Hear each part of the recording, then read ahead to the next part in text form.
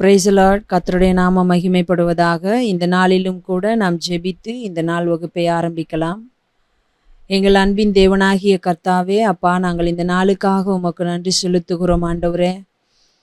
அப்பா, உம்முடைய வார்த்தை எப்படி எங்களிடத்தில் வந்து சேர்ந்தது என்பதை குறித்து நாங்கள் கற்றுக்கொண்டிருக்கிறோம்.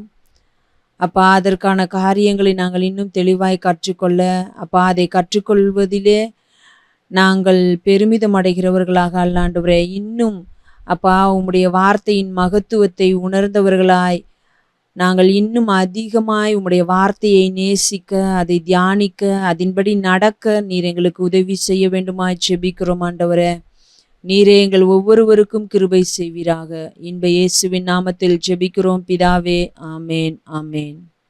கர்த்தருடைய நாமம் மகிமைப்படுவதாக. நம்ம கடந்த வாரங்களிலே பழைய ஏற்பாட்டு புஸ்தகங்கள் எப்படி நியமிக்கப்பட்டன, எப்படி 39 புஸ்தகங்கள் தான் என்று சொல்லி தீர்மானிக்கப்பட்டன என்பதை குறித்து பார்த்தோம்.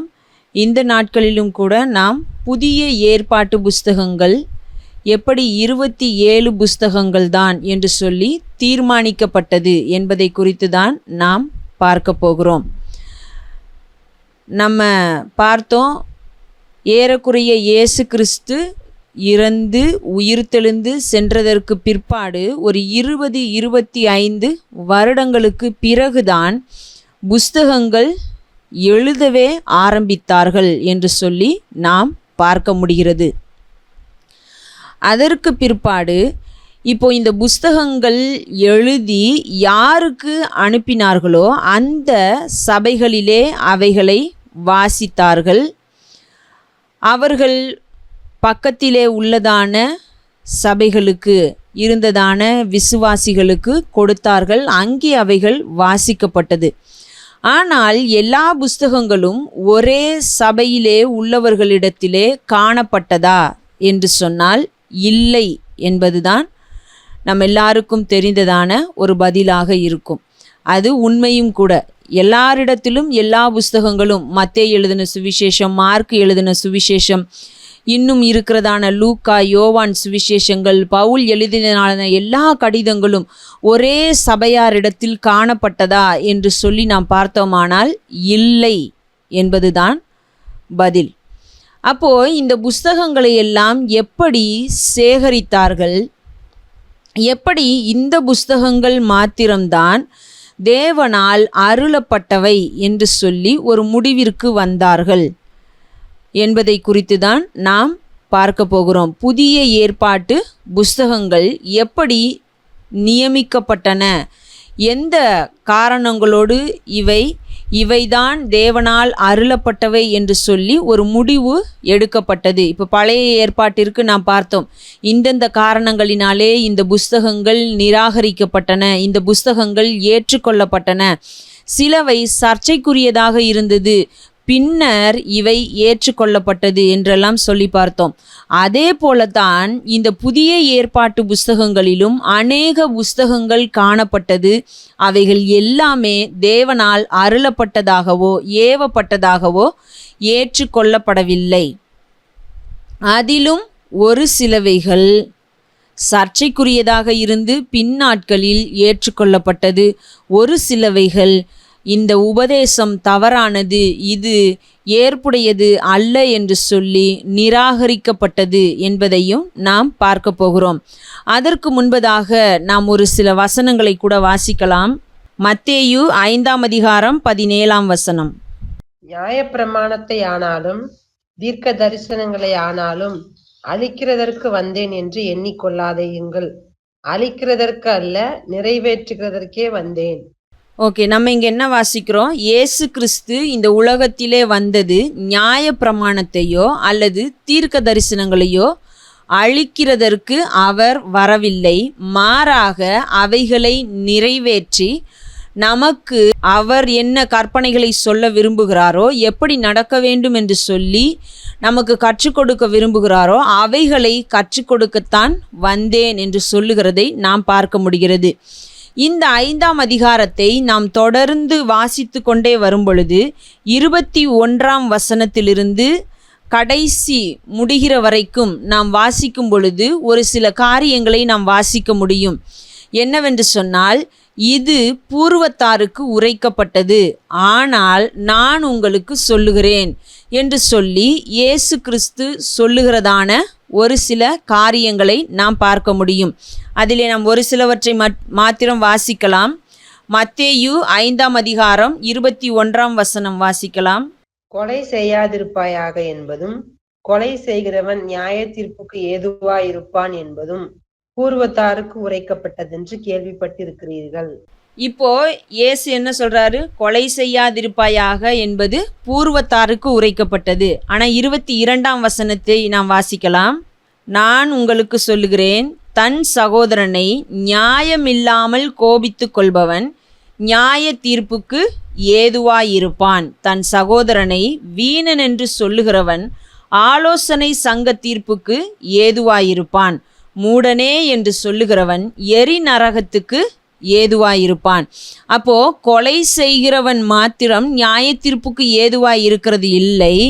நான் உங்களுக்கு சொல்லுகிறேன், அந்த காரியத்தை நான் இப்பொழுது நிறைவேற்றி முடித்துவிட்டு இப்பொழுது நான் உங்களுக்கு ஒரு கட்டளையை கொடுக்கிறேன், கற்பனையை கொடுக்கிறேன். அது என்னவென்று சொன்னால், தன் சகோதரனை நியாயமில்லாமல் கோபித்து கொள்பவனே நியாய தீர்ப்புக்கு ஏதுவாயிருப்பான்.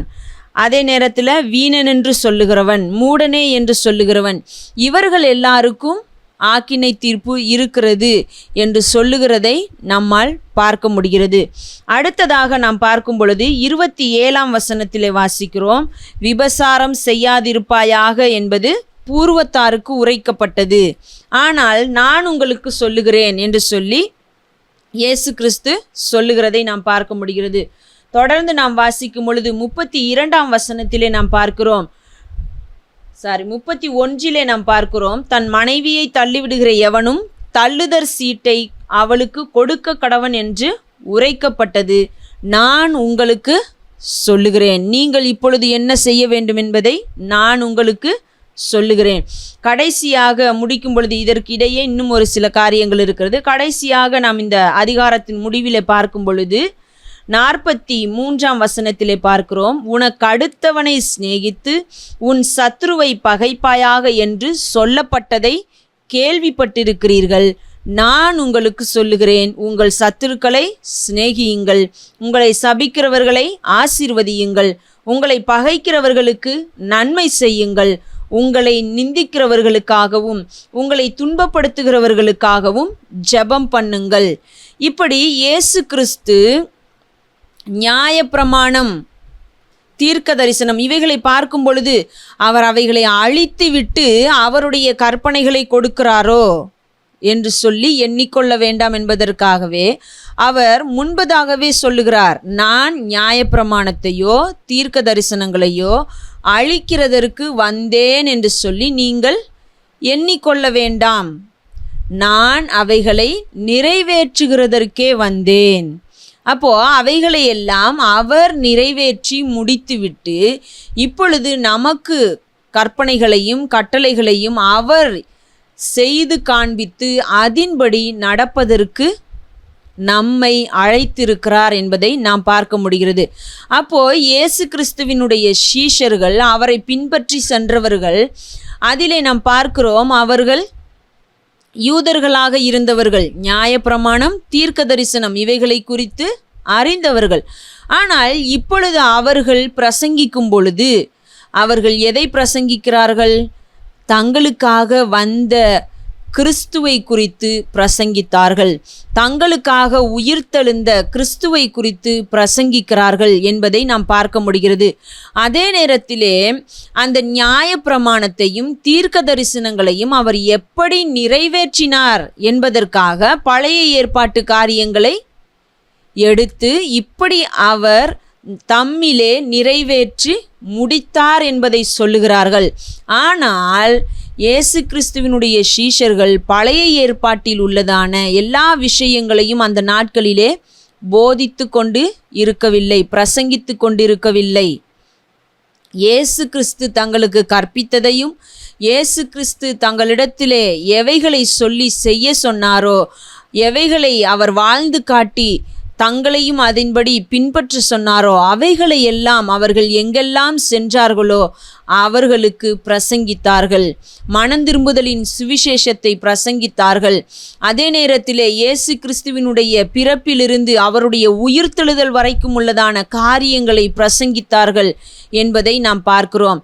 அவர்கள் பழைய ஏற்பாட்டை பேசினதெல்லாம் அவர் எப்படி அதை நிறைவேற்றினார், தம்முடைய வாழ்க்கையிலே எப்படி அதை நிறைவேற்றி முடித்தார் என்பதை சொல்லுகிறதற்காக பிரசங்கித்தார்கள் என்பதை நாம் பார்க்க முடிகிறது. அப்போ இவைகளை இப்படியாகவே பிரசங்கித்து கொண்டே சென்று கொண்டிருக்கிறார்கள். ஏறக்குறைய 20 to 25 வருடங்கள் காலங்கள் ஓடிக்கொண்டே இருக்கிறது. யாரும் புஸ்தகத்தை எழுதுவதற்கு யோசிக்கவில்லை. இப்பொழுது புஸ்தகத்தை எழுதுகிறதை நாம் பார்த்தோம் என்று சொன்னால், யாக்கோபுடைய நிருபமும் இந்த பவுலினுடைய ஒரு சில நிருபங்களும் இந்த சுவிசேஷங்கள் எழுதுகிறதற்கு முன்னதாகவே எழுதப்பட்டதாக, அந்த காலம் எந்த காலத்திலே எழுதப்பட்டது என்பதை வைத்து பார்க்கும் பொழுது, இந்த பவுலினுடைய ஒரு சில நிருபங்களும் யாக்கோபுடைய நிருபமும் தான் முதலிலே எழுதப்பட்டது என்று சொல்லுகிறார்கள். ஏன் அவர்கள் நிருபங்களை, கடிதங்களை எழுதினார்கள் என்று சொல்லி பார்த்தோமானால், கிறிஸ்துவுக்குள்ளாக வருகிறதான தேவனுடைய பிள்ளைகள், அதாவது யூதர்களும் வருகிறார்கள், புறஜாதிகளும் வருகிறார்கள். இப்போ இவர்கள் இருவரும் வரும்பொழுது யூதர்கள் சொல்லுகிறார்கள், நாங்கள் அந்த நாட்களிலிருந்தே, அதாவது தேவனுடைய பிள்ளைகள், நீங்கள் இப்பொழுதுதான் கிறிஸ்துவை மாத்திரம் ஏற்றுக்கொண்டிருக்கிறீர்கள், ஆகையினாலே நீங்கள் விருத்த சேதனம் பண்ணிக்கொள்ள வேண்டும், இன்னும் இந்தந்த காரியங்களை எல்லாம் செய்ய வேண்டும், நியாயப்பிரமாணத்தில் உள்ள இவைகளையும் கடைபிடிக்க வேண்டும் என்று சொல்லி அநேக காரியங்களை அவர்கள் சொல்லுகிறதை பார்க்க முடிகிறது. அப்போ அங்கே பிரச்சனைகள் வருகிறதை பார்க்கிறார்கள்.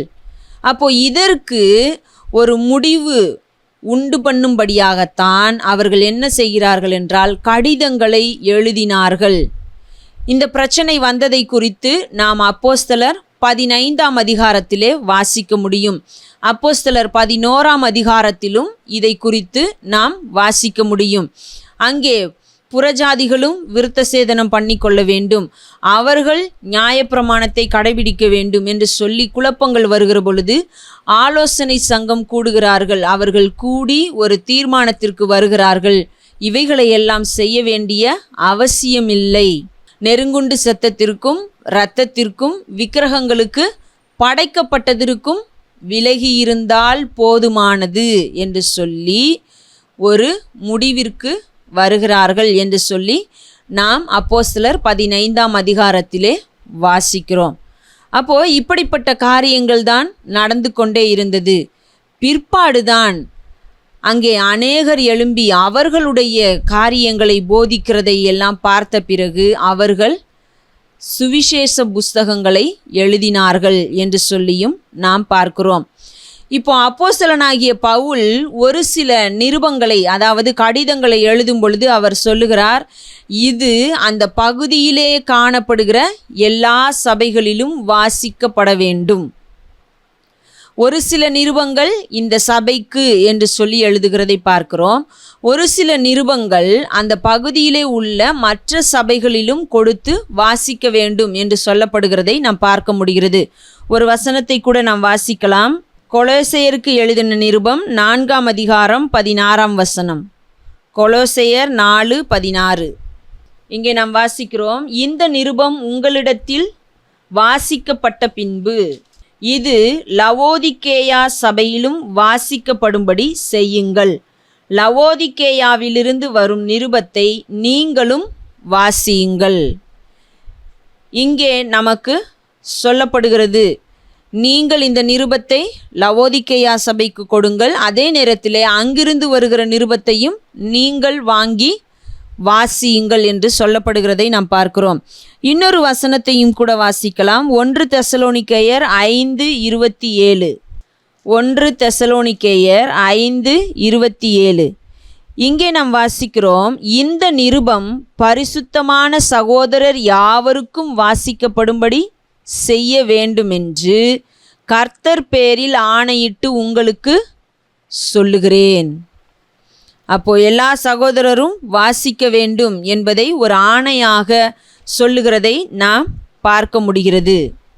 அடுத்தது கலாத்தியர் 1:2 இங்கே நாம் வாசிக்கிறோம், என்னுடனே கூட இருக்கிற சகோதரர் எல்லாரும் கலாத்தியா நாட்டிலுள்ள சபைகளுக்கு எழுதுகிறதாவது.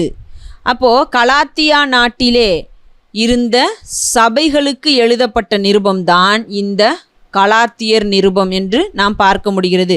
அப்போது அது எத்தனை சபைகள் இருந்தது, அது எத்தனை சபைகளில் வாசிக்கப்படும்படியாக எழுதப்பட்டது என்று நமக்கு தெரியவில்லை. ஆனால் கலாத்தியா நாட்டிலே எத்தனை சபைகள் இருந்ததோ அத்தனை சபைகளிலும் வாசிக்கப்படும்படியாக எழுதப்பட்டது தான் இந்த கலாத்தியர் நிருபம் என்பதை நாம் பார்க்க முடிகிறது.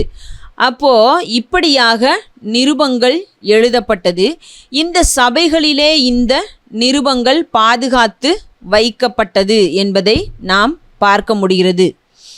இப்போ இவர்களிடத்திலே அநேக நிருபங்கள் காணப்படாவிட்டாலும் இவர்களுக்கென்று வந்த நிருபத்தை அந்த பகுதியிலே இருந்ததான சபையினர் பாதுகாத்து வைத்திருந்தனர் என்பதை நாம் பார்க்க முடிகிறது. அப்போ இப்படி நடந்து கொண்டிருந்ததான நாட்களிலே இன்னும் என்னென்ன புஸ்தகங்கள் எழுதப்பட்டிருக்கிறது, எவைகளை நாம் வாசிக்க வேண்டும் என்று சொல்லப்படுகிறதான ஒரு காரியமும் எழும்புகிறது. அதே நேரத்திலே கிறிஸ்தவர்கள் என்று சொல்லிக்கொள்ளுகிற கள்ள போதனைகளை பரப்பி கொண்டிருக்கிறவர்களும் புஸ்தகங்களை எழுத ஆரம்பித்தார்கள். அப்போது எவைகள் சரியான புஸ்தகங்கள் என்பதை தீர்மானிக்க வேண்டிய ஒரு சூழலும் ஏற்பட்டதை நாம் பார்க்க முடிகிறது. இப்போ வாய்வழியாக இருந்ததிலே பிரச்சனைகள் ஏற்படும் பொழுது புஸ்தகத்தை எழுதுகிறார்கள். இப்போ புஸ்தகங்களிலும் இதிலே எது உண்மையாக தேவனால் அருளப்பட்டு எழுதப்பட்டது, எது தேவனால் அருளப்படவில்லை, எது கள்ள தீர்க்கதரிசிகளாலும் போதகர்களாலும் எழுதப்பட்டது என்பதையெல்லாம் தீர்மானிப்பதற்காகத்தான் இவர்கள் கூடி வருகிறார்கள். ஆலோசனை சங்கம் கூடி வருகிறது. அதிலே தான் இவர்கள் எந்தெந்த புஸ்தகங்கள் தேவனால் அருளப்பட்டது என்பதை குறித்து ஒரு முடிவுக்கு வருகிறார்கள். இப்போ இந்த புதிய ஏற்பாட்டு புஸ்தகங்களை நியமனம் செய்வதிலே, தீர்மானிப்பதிலே 7 பகுதிகள் இருப்பதை நாம் பார்க்க முடியும். அதைத்தான் நாம் இன்றைக்கு ஒவ்வொன்றாக பார்க்க போகிறோம். முதலாவது நாம் பார்க்கும் பொழுது கிபி 100 150 வருடங்கள், இந்த 100 150 இந்த 50 வருடங்களுக்குள்ளாக காணப்பட்டதான விஷயங்கள் என்ன என்பதைத்தான் நாம் பார்க்க போகிறோம். புதிய ஏற்பாட்டு புஸ்தகங்கள் கிறிஸ்தவத்தில் உள்ள பல சபைகளில் பகிரப்பட்டன. அதாவது நாம் இப்பொழுது கொலோசையர் நிருபத்திலே வாசித்தபடி அவர்கள் லவோதிக்கேய சபைக்கு கொடுத்தார்கள். அங்கிருந்து வந்த நிருபத்தை இவர்கள் வாசித்தார்கள். கலாத்தியர் நிருபத்திலே நாம் வாசித்தபடி கலாத்தியா நாட்டில் உள்ள சபைகள் எல்லா சபைகளுக்கும் இந்த நிருபம் கொடுக்கப்பட்டது என்பதை நாம் பார்க்கிறோம். அடுத்ததாக நாம் பார்க்கும் பொழுது 2 தனித்தனி தொகுப்புகள் ஆரம்பத்தில் உருவாக்கப்பட்டன. 4 சுவிசேஷங்கள் மற்றும் பவுலின் கடிதங்கள். ஆரம்ப நாட்களிலே இந்த 100 150 வருடங்களுக்கு உள்ளதான நாட்களிலே பார்க்கும் பொழுது 1 சபைகளுக்கு இடையே கடிதங்கள் பகிரப்பட்டு வந்தது. அதே நேரத்திலே அந்த நாட்களிலே முழுவதுமாக சேர்க்கப்படாவிட்டாலும் இந்த சுவிசேஷங்களும் பவுலின் 13 கடிதங்களும் சேர்க்கப்பட்டிருந்ததை பார்க்க முடிகிறது. அடுத்ததாக நாம் பார்க்கும் பொழுது ஆரம்ப கால சபை தலைவர்கள் இன்னும் புதிய ஏற்பாட்டை உருவாக்க வேண்டிய அவசியத்தை காணவில்லை. இன்னும் புதிய ஏற்பாடு இந்த 100 150 வருடங்களிலே பார்க்கும் பொழுது இன்னும் புதிய ஏற்பாடு இதுதான் அதிகாரப்பூர்வமாக அறிவிக்க வேண்டிய எந்த ஒரு அவசியமும் அவர்களுக்கு இல்லாமல் இருந்தது. இந்த 150 வருடங்களுக்கு பிறகு ஏற்பட்ட ஒரு சில விஷயங்களினாலே தான் இந்த அவசியம் வந்தது. அதற்கு பிற்பாடுதான் அவர்கள் எப்படி இந்த 27 புஸ்தகங்கள் தான் தேவனால் அருளப்பட்டது என்கிற முடிவுக்கு வந்தார்கள் என்பதை நாம் பார்க்க போகிறோம். இரண்டாவதாக முதலாவது நாம் பார்த்தோம் கிபி 100 150 காலகட்டங்களிலே என்ன நடந்தது என்பதை. இரண்டாவதாக நாம் பார்க்கும் பொழுது மார்ஷியன் என்பவரை குறித்து நாம் பார்க்க முடியும். அந்த நாட்களிலே இருந்த ஒரு பிரபலமானவர். இவர் கிபி 100களின் நடுப்பகுதியிலே வாழ்ந்த ஒரு மனிதர். இவர் என்ன செய்தார் என்று சொன்னால் 2 கடவுளை நம்பின ஒரு மனுஷனாக இருந்தார். அதாவது நாம் எல்லாரும் ஒரு தேவன், நமக்கு எத்தனை தேவன் இருக்கிறார்? ஒரு தேவன் தான் இருக்கிறார். நாம் ஒரே தேவனை விசுவாசிக்கிறவர்களாக காணப்படுகிறோம். நமக்கும் பழைய ஏற்பாடும் இருக்கிறது, புதிய ஏற்பாடும் இருக்கிறது. ஆனால் நாம் ஒரே தேவனை விசுவாசிக்கிறோம். அவர் நமக்கு ஒரே தேவனாகத்தான் இருக்கிறார், அதுவும் உண்மை. ஆனால் இந்த மார்ஷியன் என்பவர் என்ன செய்தார் என்று சொன்னால், பழைய ஏற்பாட்டிலே இருந்த தேவன் வன்முறையாளர் என்றும் புதிய ஏற்பாட்டிலே வந்த இயேசு கிறிஸ்து அன்பானவர் என்றும் பிரித்து இவர் 2 தேவன் இருக்கிறார் என்பதை விசுவாசிக்க ஆரம்பித்தார். அதைத்தான் அவர் போதித்தும் வந்தார்.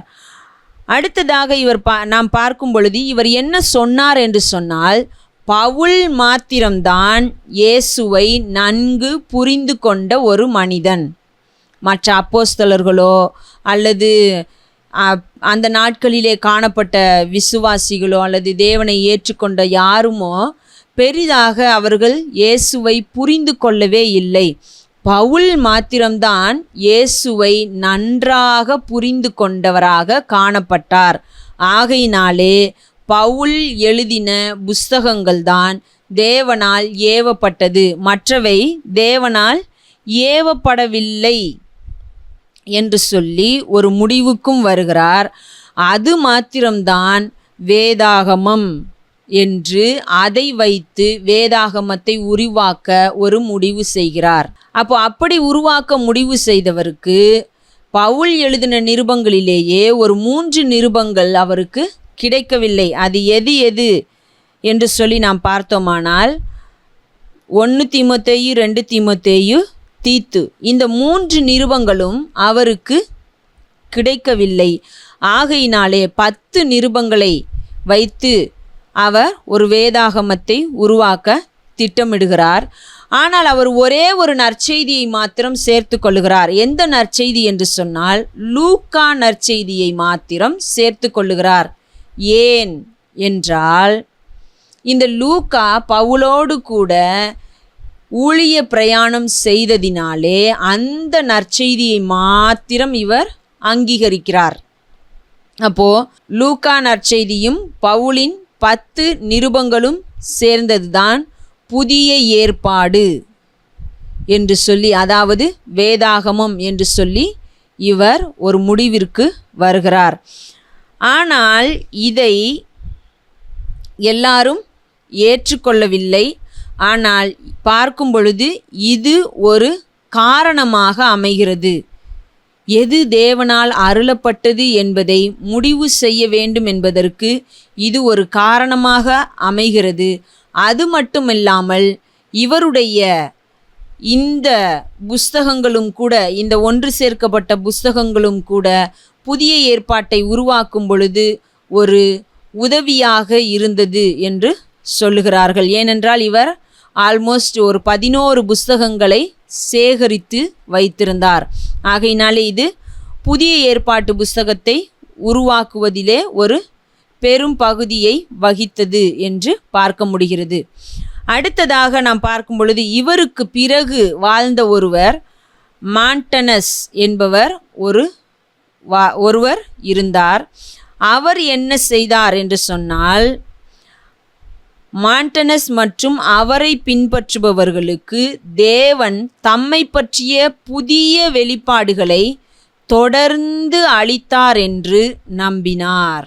அதாவது இவர் சொல்ல வருகிறதான ஒரு விஷயம் என்னவென்று சொன்னால், தேவன் அப்போஸ்தலர்களுக்கும் அதே நேரத்திலே அந்த நாளிலே காணப்பட்டதான அவருடைய சீஷர்களுக்கும், அதாவது அவரை பின்பற்றினதான ஒரு சில மனிதர்கள், இப்போ யாக்கோபு அவருடைய சீஷராக இருக்கவில்லை, ஆனால் பின்னாட்களில் அவர் உயிர்த்தெழுதலுக்கு பிற்பாடு அவரை ஏற்றுக்கொண்டு அவருக்காக நிற்கிறதை பார்க்கிறோம். யூதா நிருபத்தை எழுதினவரும் அப்படிதான் இருந்தார் என்பதை நாம் பார்க்க முடிகிறது.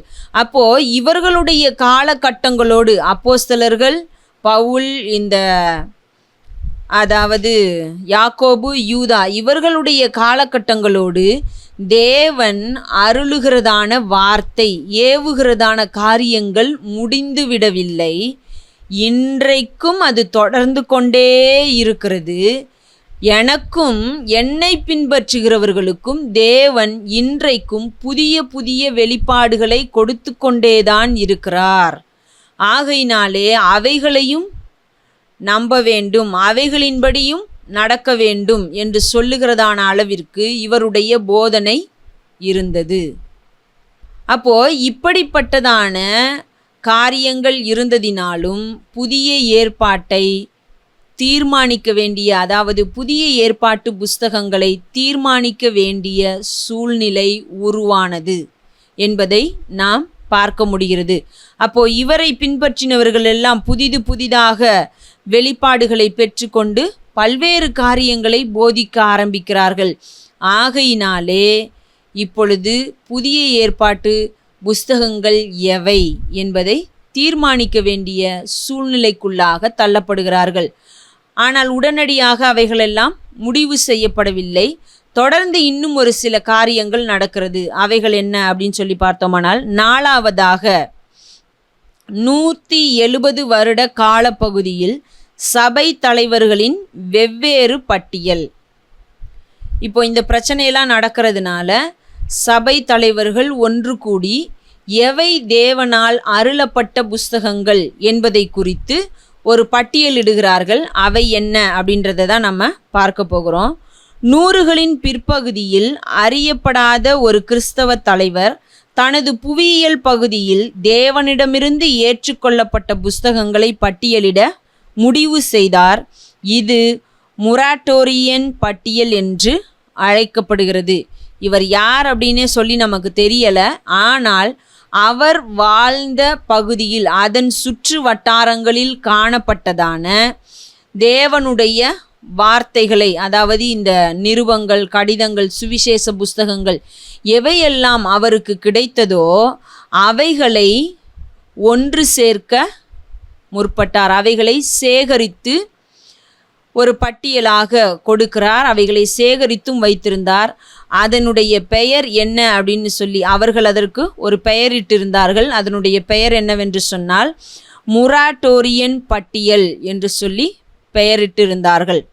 அடுத்ததாக நாம் பார்க்கும் பொழுது 200களின் நடுப்பகுதியில் ஆரிஜன் என்ற கிறிஸ்தவ தலைவர் தனது பிராந்தியத்தில் ஏற்றுக்கொள்ளப்பட்ட புஸ்தகங்களின் பட்டியலை எழுதினார். இப்போ இந்த ஆரிஜன் என்கிறவரும் அவருடைய பகுதியில் என்னென்ன புஸ்தகங்கள் ஏற்றுக்கொள்ளப்பட்டதாக சபைகளில் வாசிக்கப்பட்டு கொண்டிருந்ததோ அவைகளை ஒரு பட்டியலிடுகிறார். அடுத்ததாக நம்ம பார்க்கும் பொழுது 300 அந்த காலகட்டத்திலே யூசிபிஎஸ் என்ற கிறிஸ்தவ தலைவர் அவருடைய பகுதியிலே காணப்பட்ட ஏற்றுக்கொள்ளப்பட்ட சபைகளிலே வாசிக்கப்பட்ட புஸ்தகங்களை ஒரு பட்டியலிடுகிறார். அப்போது இப்போ நமக்கு 3 பட்டியல் இருக்கிறதை பார்க்க முடிகிறது. 1 முராட்டோரியன் பட்டியல், அடுத்தது ஆரிஜன் பட்டியல், அடுத்ததாக யூசிபிஎஸ் பட்டியல். இப்போ 3 பட்டியல்கள் இருக்கின்றன. ஆனால் ஒரு பட்டியலுக்கும் இன்னொரு பட்டியலுக்கும், அதாவது ஒருவர் சொல்லுகிறதான புஸ்தகங்களின் எண்ணிக்கைக்கும் இன்னொருவர் சொல்லுகிறதான புஸ்தகங்களின் எண்ணிக்கைக்கும் ஒரு சில மாறுபாடுகள் காணப்படுகிறது. அப்போது இவைகளையெல்லாம் இன்னும் ஒரு சில, அதாவது ஆலோசனை சங்கங்கள் கூடிதான் இதற்கு முடிவு உண்டாக்கினார்கள். அவை என்ன அப்படின்றத நம்ம தொடர்ந்து பார்க்கலாம். அதற்கு முன்பதாக நாம் பார்க்கும் பொழுது 5வதாக ரோமானிய பேரரசின் துன்புறுத்தல்கள். இப்போ அந்த நாளில் நமக்கு தெரியும் ரோம பேரரசு தான் இருந்தது.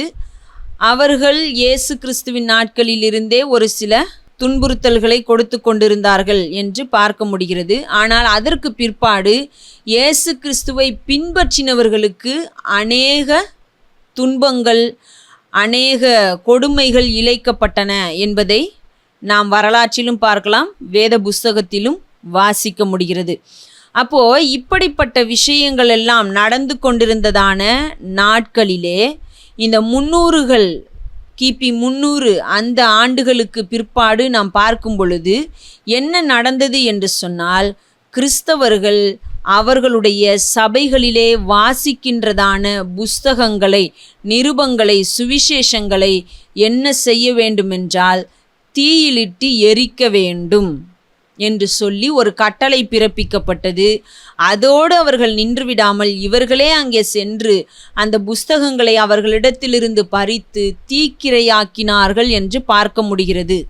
அப்போ இப்படிப்பட்ட சூழல்கள் காணப்பட்டதினாலும் எவை தேவனுடைய வார்த்தை என்பதை நாம் சீக்கிரமாக கண்டுபிடிக்க வேண்டும், அவைகளை நாம் பாதுகாக்க வேண்டும் என்று சொல்லி அவர்கள் ஆலோசனை சங்கம் அமைத்து எவை தேவனால் அருளப்பட்டவை என்கிறதான ஒரு முடிவிற்கு வருவதற்கு பிரயாசம் எடுத்தார்கள் என்று நாம் பார்க்க முடிகிறது.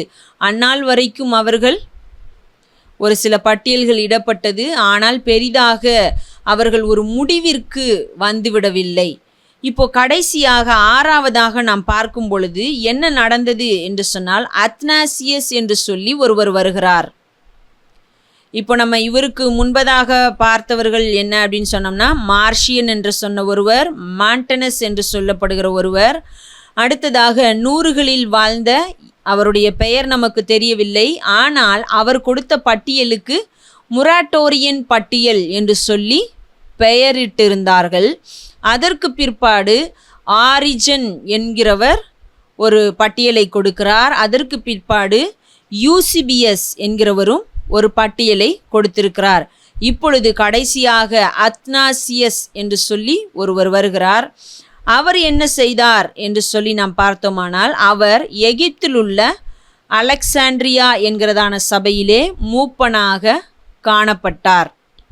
அந்த சபையை வழிநடத்துகிற ஒரு மனுஷனாக அவர் இருந்தார் என்பதை நாம் பார்க்க முடிகிறது. இவர்தான் 27 புஸ்தகங்கள் தான் தேவனால் அருளப்பட்டவை என்பதை ஒரு முடிவுக்கு வருகிறார். அதை பட்டியலும் இடுகிறார் என்று சொல்லி நாம் பார்க்க முடிகிறது. இப்போ இவர் பகுதியிலே இவருக்கு கீழ் இருந்ததான சபைகளுக்கு ஒரு கடிதம் எழுதுகிறார். அவர்களிடத்திலே நீங்கள் எந்தெந்த புஸ்தகங்களை வாசிக்க வேண்டும் என்று சொல்லி அவர்களுக்கு ஒரு கட்டளையும் இடுகிறதை பார்க்க முடிகிறது. இப்போ இதோடு இவர் பட்டியலிட்ட உடனேயே எல்லாரும் ஏற்றுக்கொண்டார்களா? யாரும் எந்த மறுப்பும் தெரிவிக்கவில்லையா என்று சொன்னால் இல்லை. மறுப்பு தெரிவிக்கப்பட்டது. பிற்பாடு ஆலோசனை சங்கங்கள் கூடியது, ஆராய்ந்தார்கள், யோசித்தார்கள், ஜெபித்தார்கள். பிற்பாடுதான் இந்த 27 புஸ்தகங்கள் தான் தேவனால் அருளப்பட்டவை என்று சொல்லுகிறதான ஒரு முடிவிற்கு வந்தார்கள். 7வதாக நாம் அதைத்தான் பார்க்கிறோம். என்னவென்று சொன்னால், ஹிப்போ கார்த்தேஜ் என்று சொல்லப்படுகிறதான ஆலோசனை சங்கங்கள் கூடியது. இந்த ஆலோசனை சங்கங்கள்தான் ஒரு முடிவு எட்டப்படுகிறது. என்னவென்று சொன்னால், இந்த 27 புஸ்தகங்கள் தான் தேவனால் அருளப்பட்டவை. இவைகளை தவிர இன்னும் என்னென்ன புஸ்தகங்கள் காணப்படுகிறதோ அவைகளெல்லாம் தேவனால் அருளப்பட்டதாக, ஏவப்பட்டதாக நாம் ஏற்றுக்கொள்ள முடியாது என்று சொல்லி ஒரு முடிவிற்கு வருகிறார்கள். இப்போ நம்ம பழைய ஏற்பாட்டிலே பார்க்கும் பொழுது ஒரு சில புஸ்தகங்கள், அதாவது ஒரு 12 புஸ்தகங்களை ரோமன் கேத்தலிக்க திருச்சபையினர் இவைகள் தேவனால் அருளப்பட்டதுதான் என்று சொல்லி ஏற்றுக்கொள்கிறார்கள். இன்னும் ஒரு 3 புஸ்தகங்கள் இருக்கிறது. அவைகளை ஈஸ்டர்ன் ஆர்த்தடாக்ஸ், அது மட்டுமல்லாமல் எத்தியோப்பியன் ஆர்த்தடாக்ஸ், இவர்களெல்லாம் இவைகள் தேவனால் அருளப்பட்டது என்று சொல்லி ஏற்றுக்கொள்கிறார்கள். அப்படி இந்த புதிய ஏற்பாட்டு புஸ்தகங்களிலே வேறு ஏதாவது ஒரு புஸ்தகத்தை மற்ற எந்த குழுவினராவது திருச்சபையினராவது ஏற்றுக்கொண்டார்களா என்று நாம் பார்த்தோமானால் இல்லை. ரோமன் கேத்தலிக்க திருச்சபையினர் மற்றும் eastern orthodox, Ethiopian orthodox, Syrian orthodox யாராக இருந்தாலும் அவர்கள் எல்லாருமே இந்த 27 புஸ்தகங்கள் தான் தேவனால் அருளப்பட்டது என்பதை முழுமையாக ஏற்றுக்கொள்ளுகிறார்கள். இந்த முடிவு எப்பொழுது அவர்கள் இந்த முடிவிற்கு வந்தார்கள் என்று சொன்னால் கிபி 393 மற்றும் 397 இந்த வருடங்களில்தான் இந்த முடிவு எட்டப்பட்டது. இயேசு கிறிஸ்து ஏறக்குறைய கிபி 33 35 அந்த வருடங்களுக்குள்ளாக அவர் சிலுவையில் அறையப்பட்டு உயிர்த்தெழுந்து போகிறார் என்று பார்க்கிறோம். அதற்கு பிற்பாடு சுவிசேஷ புஸ்தகங்களும் நிருபங்களும் கிபி 55 அதை பின்தொடர்ந்து வருகிறதான நாட்களிலே எழுதப்பட்டது என்பதை நாம் பார்க்க முடிகிறது. ஆனால் எல்லாம் ஒன்று சேகரிக்கப்பட்டு எவை தேவனால் அருளப்பட்டது என்பதை தீர்மானித்தது கிபி 393 397 இந்த வருடங்களில்தான். இவைதான் இந்த 27 புஸ்தகங்கள் தான் தேவனால் ஏவப்பட்டு அருளப்பட்டது என்று சொல்லி ஒரு முடிவிற்கு வந்தார்கள். இப்போ நம்ம ஒரு சில புஸ்தகங்கள் பட்டியலிட்டார்கள் என்று சொல்லி நம்ம பார்த்தோம். அவைகள் என்னென்ன அப்படின்றத ஒரு சிலவற்றை பார்க்கலாம். மற்றது நான் உங்களுக்கு நோட்ஸில் கொடுக்குறேன். அது என்ன, ஃபஸ்ட்டு நம்ம பார்த்தது மொராட்டோரியன் பட்டியல். அதை தான் நம்ம பார்த்தோம். அந்த 100கள் அந்த நாட்களிலேயே வெளியிடப்பட்டதான ஒரு பட்டியல். இதிலே எந்தெந்த புஸ்தகத்தை அவர்கள் ஏற்றுக்கொண்டார்கள் என்று சொல்லி நாம் பார்த்தோமானால் 4 சுவிசேஷங்கள், அப்போஸ்தலர், பவுலின் கடிதங்கள், 1 மற்றும் 2 யோவான், யூதா, யோவானின் வெளிப்பாடு, அதாவது வெளிப்படுத்தின விசேஷம். இந்த புஸ்தகங்களை தான் மொராட்டோரியன் அவர் மூலமாக கொடுக்கப்பட்ட பட்டியலில் இருந்தது என்பதை நாம் பார்க்க முடிகிறது. ஆனால் அந்த மார்ஷியன் என்பவர் என்ன செய்தார் என்றால் லூக்கா சுவிசேஷமும் பவுலினுடைய 10 கடிதங்களையும் வைத்து இதுதான் வேதாகமம் என்று சொல்லி ஒரு பட்டியலை வெளியிட்டிருந்தார். ஆனால் அதற்கு பிற்பாடு வந்த இந்த மொராட்டோரியன் என்பவர் இந்த புஸ்தகங்களை எல்லாம் வைத்திருந்தார் என்று நாம் பார்க்க முடிகிறது. அது மட்டுமல்லாமல் இவர் இன்னும் 2 புஸ்தகங்களை சேர்த்திருந்தார். அது சர்ச்சைக்குரியதாக இருந்தது, ஏற்றுக்கொள்ளப்படவில்லை. 1 என்னவென்று சொன்னால் ஹெர்மாஸ் மேய்ப்பன் என்று சொல்லப்படுகிற ஒரு புஸ்தகம். இன்னொன்று பேதுருவின் வெளிப்பாடு. இப்போ யோவானுக்கு கிடைத்த வெளிப்பாடு போல பேதுருக்கு ஒரு வெளிப்பாடு கிடைத்ததாக, அதாவது வெளிப்படுத்தின விசேஷம், அது அப்போஸ்தலனாகிய யோவான் மூலமாக கொடுக்கப்பட்டது. அதுபோல் இன்னொரு பேதுருவின் மூலமாக கொடுக்கப்பட்டதாக ஒரு பேதுருவின் வெளிப்பாடு என்று சொல்லப்படுகிற ஒரு புஸ்தகத்தையும் இவர் பட்டியலிட்டிருந்தார். அடுத்ததாக பார்க்கும் பொழுது ஆரிஜென்ஸ் பட்டியல். இந்த பட்டியலிலே காணப்பட்ட புஸ்தகங்கள் எவை என்று சொல்லி நாம் பார்த்தோமானால் 4 சுவிசேஷங்கள், அப்போஸ்தலர் நடபடிகள், பவுலின் கடிதங்கள், 1 பேதுரு, 1 யோவான், யூதா, வெளிப்படுத்தின விசேஷம். சர்ச்சைக்குரியதாக இருந்தது எது என்று சொன்னால் எபிரேயர் புஸ்தகம், யாக்கோபு, 2 பேதுரு, 2 யோவான், 3 யோவான், ஹெர்மாசின் மேய்ப்பன், பர்னபாஸ் கடிதம், டிட்டாசே, பவுலின் செயல்கள், எபிரேயர்களின் நற்செய்தி, கிளமென், பேதுருவின் நற்செய்தி. இந்த புஸ்தகங்களெல்லாம் இவர் பட்டியலிட்டிருந்தார். ஆனால் இவைகள் சர்ச்சைக்குரியதாக காணப்பட்டது. இவைகள் ஏற்றுக்கொள்ளப்பட்டதும் உண்டு, ஏற்றுக்கொள்ளாமல் இருந்த புஸ்தகங்களும் இருக்கிறது. அவைகளையும் நம்ம பார்க்கலாம். அடுத்தது யூசிபிஎஸ்ஸின் பட்டியல்.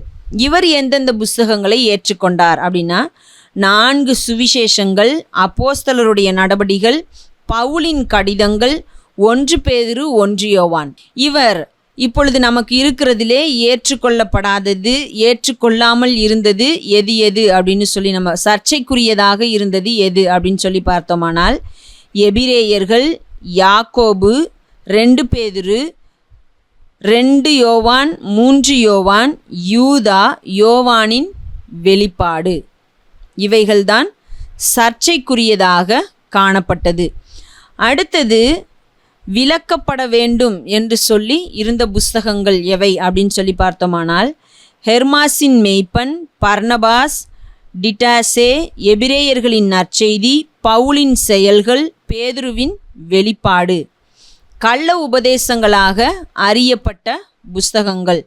பேதுருவின் நற்செய்தி, தோமாவின் நற்செய்தி, மத்தியாவின் நற்செய்தி, அந்திரேயாவின் செயல்கள், யோவானின் செயல்கள், மேலும் மற்ற அப்போஸ்தலர்களின் செயல்கள். கடைசியாக நாம் பார்த்ததும் இப்பொழுது நம்முடைய கரத்தில் இருக்கிறதுமான அந்த பட்டியலை இட்டது அத்னாசியஸ் என்கிறவரதான ஒரு மனுஷன் கொடுத்த பட்டியல். அதிலே இன்றைக்கு நாம் வைத்திருக்கிறதான அந்த 27 புஸ்தகங்களும் காணப்படுகிறது. அதுதான் அந்த அத்னாசியஸ் என்பவர் கொடுத்ததான பட்டியல். இதை பின்னாட்களிலே ஹிப்போ மற்றும் கார்த்தேஜ் என்று சொல்லப்படுகிறதான ஆலோசனை சங்கங்கள் கூடி அதற்கு ஒரு தீர்மானம் எடுக்கிறார்கள். ஆம், இவைகள்தான் தேவனால் அருளப்பட்டு ஏவப்பட்ட புஸ்தகங்கள் என்று சொல்லி ஒரு முடிவிற்கும் வந்தார்கள் என்பதை நாம் பார்க்க முடிகிறது. அப்போது ஒவ்வொருவரும் ஒவ்வொரு காலகட்டத்திலே ஒரு சில புஸ்தகங்களை நம்பினார்கள். ஒரு சில புஸ்தகங்கள் சர்ச்சைக்குரியதாக இருந்தது. ஒரு சில புஸ்தகங்கள் இவை கள்ள உபதேசங்கள் என்று சொல்லியே தீர்மானிக்கப்பட்டும் இருந்தது என்பதை நாம் பார்க்க முடியும். இதில் இன்னும் நாம் பார்க்கும் பொழுது யூதாஸின் நற்செய்தி என்றெல்லாம் சொல்லி அநேக நற்செய்தி புஸ்தகங்களும் கூட இருந்தது. இன்னும் பேதுரு மற்றும் பவுல் இன்னும் பல்வேறு கடிதங்களை எழுதினதாக சொல்லப்பட்டது.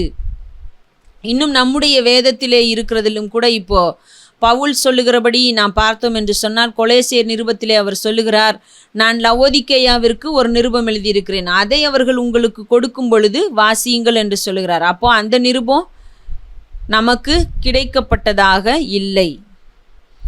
அடுத்ததாக நாம் பார்க்கும் பொழுது கொரிந்தியருக்கு எழுதும் பொழுதும் அப்படிப்பட்ட ஒரு காரியத்தை சொல்லுகிறார். அப்போது இன்னொரு கொரிந்தியர் நிருபம் எழுதியிருக்கிறதாக நமக்கு அதிலிருந்து தெரிய வருகிறது. ஆனால் அதுவும் நமக்கு கிடைக்கவில்லை. ஆனால் கிடைத்த புஸ்தகங்களிலும் சேகரிக்கப்பட்ட புஸ்தகங்களிலும் நாம் பார்க்கும் பொழுது இந்த 27 புஸ்தகங்கள் மாத்திரமே தேவனால் அருளப்பட்டு ஏவப்பட்டது என்று சொல்லி இப்படித்தான் ஒரு முடிவிற்கு வந்தார்கள். இப்போ பழைய ஏற்பாட்டில் நம்ம பார்க்குறோம், முதல் 5 புஸ்தகங்கள் மோசேயின் மூலமாக சேகரித்து வைக்கப்பட்டிருந்தது. பின்னாட்களிலே அவர்கள் தீர்க்கதரிசிகளால் கொடுக்கப்பட்டதான வார்த்தைகளை எழுதி வைத்திருந்தார்கள். அதுவும் சேகரிக்கப்பட்டு வைக்கப்பட்டிருந்தது. ஆனால் ஒரு சில புஸ்தகங்கள் மாத்திரம்தான் சர்ச்சைக்குரியதாக இருந்தது. பின்னாட்களிலே அதுவும் அதற்குரிய காரணங்களை பார்த்து அதை ஆராய்ந்து அதை ஏற்றுக்கொண்டோம் என்று சொல்லி நாம் பார்க்க முடிந்தது. ஆனால் இங்கே நாம் பார்க்கும் பொழுது வாய் வழியாக இயேசு கிறிஸ்து சொன்னவைகளை போதித்து கொண்டு அதையே பிரசங்கித்து வந்தவர்களுக்கு ஒரு நெருக்கம் ஏற்படுகிற பொழுது, அதே நேரத்திலே கள்ள போதனைகள் உள்ளே வர ஆரம்பிக்கிற பொழுது, இதுதான் இயேசு கிறிஸ்து செய்தார் என்று சொல்லி அநேக கள்ள போதகர்கள் வந்து செய்த பொழுதுதான் புஸ்தகம் எழுதவே ஒரு தீர்மானம் வருகிறது. பின்னாட்களிலே நாம் பார்க்கிறோம், சபைகளிலே காணப்படுகிறதான பிரச்சனைகளை தீர்ப்பதற்கும் அவர்களை தேவனுக்குள்ளாக பலப்படுத்துகிறதற்கும் கடிதங்கள் எழுதப்பட்டது என்பதை நாம் பார்க்க முடிகிறது. அதே நேரத்திலே அப்போஸ்தலர் நடபடிகள் என்று சொல்லுகிறதான புஸ்தகம் எப்படி தேவனுடைய வார்த்தை வளர்ந்து பெருகிற்று என்பதை சொல்லுகிறதற்காக எழுதப்பட்ட புஸ்தகமாக இருக்கிறது என்பதையும் நாம் பார்க்கிறோம். அப்போ இப்படி பல்வேறு பகுதிகளிலே காணப்பட்ட இந்த புஸ்தகங்கள் ஒருங்கிணைக்கப்பட்டு ஒரே புஸ்தகமாக வெளிவருவதற்கும், அதே நேரத்திலே இவைதான் தேவனால் அருளப்பட்டவை என்பதை தீர்மானிப்பதற்கும் ஒரு சூழ்நிலை அவர்களை தள்ளுகிறது. அதற்கு மிக முக்கியமான காரணம் நாம் பார்க்கிறோம், மார்ஷியன் என்பவர் வெளியிட்ட ஒரு பட்டியல். அதற்கு பிற்பாடு மாண்டனஸ் என்பவர் போதித்ததான போதனைகள் மற்றும் அந்த நாட்களிலே காணப்பட்ட பல்வேறு கள்ள போதனைகள். அது மாத்திரமல்லாமல் அதற்கு பிற்பாடு மொராட்டோரியன் என்பவரும் ஆரிஜன், யூசிபியஸ் என்பவர்கள் வெளியிட்டதான பட்டியல்கள். அவைகள் தொடர்ந்து இந்த ரோமானிய பேரரசும் தேவனுடைய வார்த்தை நிறைந்த புஸ்தகங்களை எரிப்பதற்கும் முற்பட்டார்கள். அப்போ தேவனுடைய வார்த்தைகளும் பாதுகாக்கப்படாமல் எரிந்து போய்விடுமோ என்பதையும் கருத்தில் கொண்டவர்களாய்த்தான் எவை தேவனால் அருளப்பட்டவை என்பதை தீர்மானிப்பதற்கு முற்பட்டார்கள், ஒருங்கிணைந்தார்கள், ஒருமனப்பட்டவர்களாய் ஒரு முடிவிற்கு வந்தார்கள். இவைதான் தேவனால் அருளப்பட்டவை என்று சொல்லி தீர்மானித்தார்கள். முடிவு எடுக்கப்பட்டது கிபி 393 397 இந்த வருடங்களிலே இந்த முடிவு எடுக்கப்பட்டது என்பதை நாம் பார்க்க முடிகிறது. அப்போ இதற்கு பிற்பாடு, இது ஒருங்கிணைந்த பிற்பாடும் கூட பல்வேறு பிரச்சனைகளை நம்முடைய வேதாகமம் சந்தித்திருக்கிறது. அநேகர் வேதாகமத்தை ஒன்றும் இல்லாமல் செய்துவிட வேண்டும், இந்த வேதாகமத்தை அழித்து விட வேண்டும், எரித்து விட வேண்டும், இந்த வேதாகமமே இல்லாமல் செய்து விடுவேன் என்று சொல்லியும் சவாலிட்டவர்களை நம்மால் பார்க்க முடிகிறது. ஆனால் இந்நாள் வரைக்கும் அப்படி செய்ய முடியவில்லை என்பதை நாம் பார்க்கிறோம். அப்போ இந்நாள் வரைக்கும் தேவனுடைய வார்த்தை நிரம்பிய புஸ்தகத்தை அவர்தான் பாதுகாத்திருக்கிறார் என்பதை நாம் பார்க்க முடிகிறது. அப்போ நம்முடைய வேதாகமம் தேவனால் அருளப்பட்டது. அதிலும் விசேஷமாய் பழைய ஏற்பாடு, புதிய ஏற்பாடு, இந்த புஸ்தகங்கள் தான் தேவனால் அருளப்பட்டது என்பதை எப்படி தீர்மானித்தார்கள், எந்த வகையிலே தீர்மானித்தார்கள், ஏன் அதிலே காணப்படுகிற ஒரு சில புஸ்தகங்களை, அதாவது இதிலே இல்லாத ஒரு சில புஸ்தகங்கள் இருந்தும் அவைகள் ஏற்றுக்கொள்ளப்படாமற் போனது என்பதையெல்லாம் குறித்து நாம் பார்த்திருக்கிறோம். இப்போ இதுலேயும் யூதாஸின் நற்செய்தி என்று சொல்லி நம்ம பார்க்கிறோம். அதை எடுத்துக்கொள்ளும் பொழுது அதில் என்ன சொல்லுகிறார்கள் என்று சொன்னால், யூதாசு காட்டி கொடுத்ததினால்தான் இயேசு கிறிஸ்து அவர் வந்த நோக்கத்தை நிறைவேற்ற முடிந்தது என்றெல்லாம் சொல்லுகிறதை நாம் பார்க்க முடியும். பேதுருவின் நற்செய்தியிலே அவர்கள் பேதுருவை ஒரு கதாநாயகனைப் போல, யூதாஸின் நற்செய்தியிலே யூதாஸை ஒரு கதாநாயகனைப் போல காட்டுகிறதை நாம் பார்க்க முடியும். இப்படிப்பட்ட காரியங்கள் எல்லாம் நிறைந்து காணப்பட்டதினால்தான் அவைகளை தேவனால் அருளப்பட்டது என்று சொல்லி ஏற்றுக்கொள்ளவில்லை என்பதை நாம் பார்க்க முடிகிறது. அப்போ இப்படிப்பட்ட காரியங்களை எல்லாம் எடுத்துவிட்டு நீக்கிவிட்டு தேவனுடைய சமூகத்திலே பாதத்திலே அமர்ந்து ஒருமனப்பட்டவர்களாய் ஒரு முடிவிற்கு வந்தார்கள். 39 பழைய ஏற்பாட்டு புஸ்தகங்கள், 27 புதிய ஏற்பாட்டு புஸ்தகங்கள். இப்போ இவைகள் எல்லாம் ஒரே பகுதியிலே ஒரே மனிதர்களால் ஒரே காலகட்டத்தில் எழுதப்பட்டதா என்றால் இல்லை.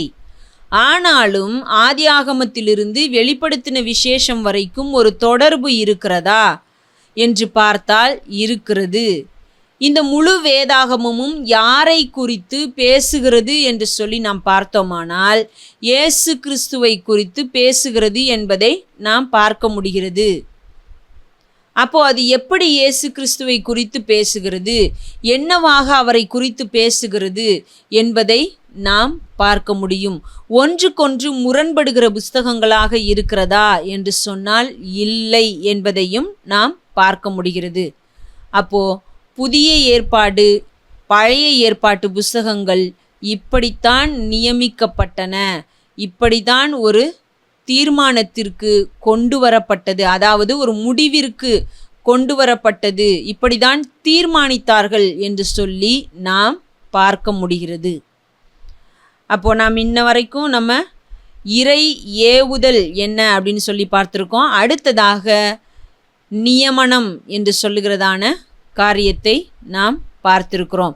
இப்போ நம்ம அடுத்து பார்க்க போகிறது நாம் 4 மிக முக்கியமான விஷயங்கள் இந்த வேதாகமம் நம்முடைய கரத்திலே எப்படி கிடைத்தது என்பதிலே 4 முக்கியமான விஷயங்கள் இருக்கிறது அப்படின்னு சொல்லி பார்த்தோம். 1 இறை ஏவுதல், 2வது நியமனம், 3வது பரிமாற்றம், 4வதாக மொழிபெயர்ப்பு.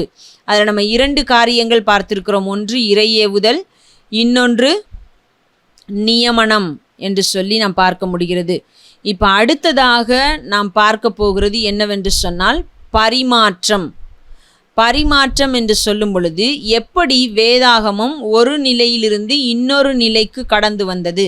அதாவது அந்த நாளிலே, மோசேயின் நாளிலே, கல்லிலே, கற்பலகையிலே, தோளிலே எழுதப்பட்டதான புஸ்தகம் இன்றைக்கு எப்படி நம்முடைய கரத்திலே ஒரு பிரிண்ட் செய்யப்பட்டு அச்சிடப்பட்டு கிடைத்திருக்கிறது. அப்போ அந்த நாளிலிருந்து எந்தெந்த பரிமாற்றங்களை அது சந்தித்தது. கற்பலகையிலே எழுதப்பட்டது, சுருளிலே எழுதப்பட்டது, இன்னும் என்னென்ன காரியங்களிலே அது எழுதப்பட்டது, இப்பொழுது நமக்கு அது எப்படி அச்சிடப்பட்டு கிடைத்திருக்கிறது என்பதையும், அந்த நாளிலிருந்து என்னென்ன எழுதுகோள்களை பயன்படுத்தினார்கள் என்பதையும் குறித்து நாம் அடுத்த வாரத்திலே பார்க்கலாம். இப்பொழுது நாம் கண்களை மூடி ஜெபித்து இந்த நாள் வகுப்பை முடிக்கலாம். எங்கள் அன்பின் தேவனாகிய கர்த்தாவே, அப்பா, நாங்கள் இந்த நாளுக்காக உமக்கு நன்றி செலுத்துகிறோம். ஆண்டவரே, இந்த நாள் வரையிலும் எங்களோடு கூட இருந்தீர்.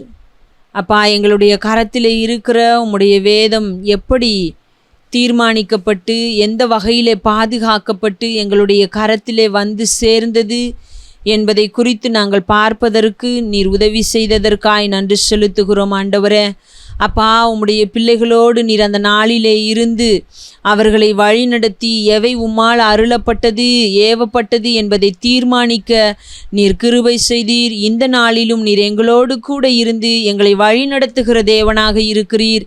அதற்காக நாங்கள் உமக்கு நன்றி செலுத்துகிறோம். ஆண்டவரே, அப்பா, தொடர்ந்து நீர் எங்கள் ஒவ்வொருவரையும் வழிநடத்துங்க. ஆண்டவரே, இந்த நாட்களிலும் நாங்கள் உம்முடைய வார்த்தையின்படி நடக்க கிருபை செய்யுங்க. இந்த நாட்களிலும் நாங்கள் சந்திக்கிறதான புதிய புதிய பிரச்சனைகள், புதிய புதிய போதனைகள், அதே நேரத்திலே வஞ்சிக்கப்பட்டு போகிறதற்கு ஏதுவான காரியங்கள் எல்லாவற்றிலிருந்தும் நீர் எங்களை விலக்கி பாதுகாத்து வழிநடத்த வேண்டுமாய் செபிக்கிறோம். ஆண்டவரே, அப்பா, நாங்கள் உம்முடைய பிள்ளைகளாய் நீர் எங்களுக்கு வைத்திருக்கிறதான லக்கை நோக்கி ஓடி உம்முடைய ராஜ்யத்திலே நாங்கள் பிரவேசிக்க, அப்பா, நாங்கள் உம்மோடு கூட வாழ நீர் எங்களுக்கு உதவி செய்ய வேண்டுமாய் செபிக்கிறோம். ஆண்டவரே, எங்களை தாழ்த்துகிறோம், உம்முடைய கரத்தில் அர்ப்பணிக்கிறோம். இயேசுவின் நாமத்தில் ஜெபிக்கிறோம் பிதாவே, ஆமேன், ஆமேன். என் ஆத்துமாவே கர்த்தரை ஸ்தோத்திரி, என் முழு உள்ளமே அவருடைய பரிசுத்த நாமத்தை ஸ்தோத்திரி. என் ஆத்துமாவே கர்த்தரை ஸ்தோத்திரி, அவர் செய்த சகல உபகாரங்களையும் மறவாதே. ஆமேன், ஆமேன்.